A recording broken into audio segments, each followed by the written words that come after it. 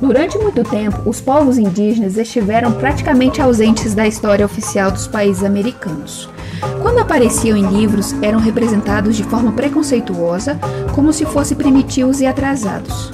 Para muitos, os povos indígenas desapareceram e fazem parte apenas do passado de nosso continente.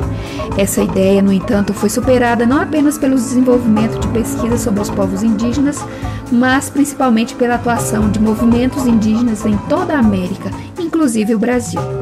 Muitas são as definições de índio. As melhores são aquelas que o explicam por suas coletividades. Povos, nações, sociedades, etnias, comunidades, seja qual for a designação. Elas guardam vínculos históricos com sociedades anteriores à presença europeia, identificam-se e são reconhecidas como tal. Diante dos avanços dos estudos antropológicos, ser indígena não é uma questão biológica, de raça, mas uma questão étnica e cultural. Dessa maneira, ser índio não é necessariamente viver nas florestas e andar nu, como insistem alguns estereótipos.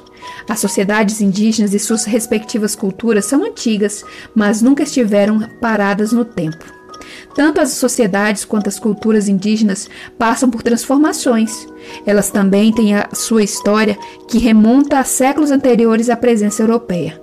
Por isso, alguns autores a tratam de história indígena, falam em povos pré-colombianos, isto é, anteriores à viagem de Cristóvão Colombo.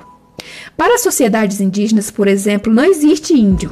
A diferença é mais uma referência do branco, que muitas vezes deixa de perceber as distinções entre os indígenas. Existem os iroqueses, os navarros, os maias, os quechuas, os terrenas, os caiapós, os chavantes e muitos outros povos. Existe o povo de cada índio e os outros povos. Sobre a história indígena, nem a origem nem os números sobre a população são seguros, mas houve progressos. Hoje, vários estudos são realizados em diversas áreas, como linguística, antropologia, arqueologia e história. Tais estudos permitem um conhecimento cada vez maior sobre o desenvolvimento dos povos indígenas na América. Os diferentes povos que habitavam o continente antes da presença europeia chegaram em épocas diferentes e talvez até de regiões diferentes. Alguns pesquisadores estimam que haviam quase 90 milhões de pessoas na América no século XV. Eu quero destacar para vocês algumas culturas pré-colombianas.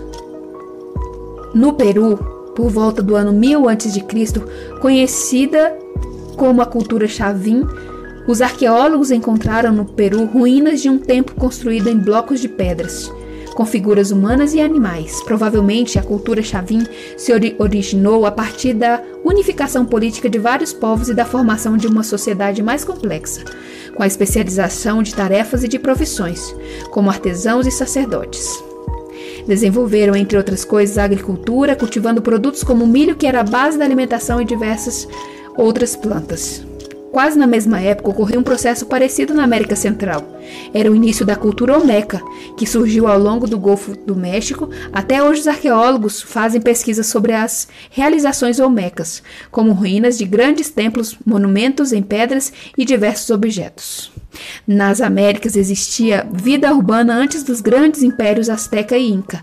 As principais culturas foram Nazca, na costa sul do Peru, Reino Xingu, entre 1200 d.C. e 1400 d.C., e Teotihuacan, no Vale atual do México, centro de um significativo império entre 400 d.C. e 600 d.C.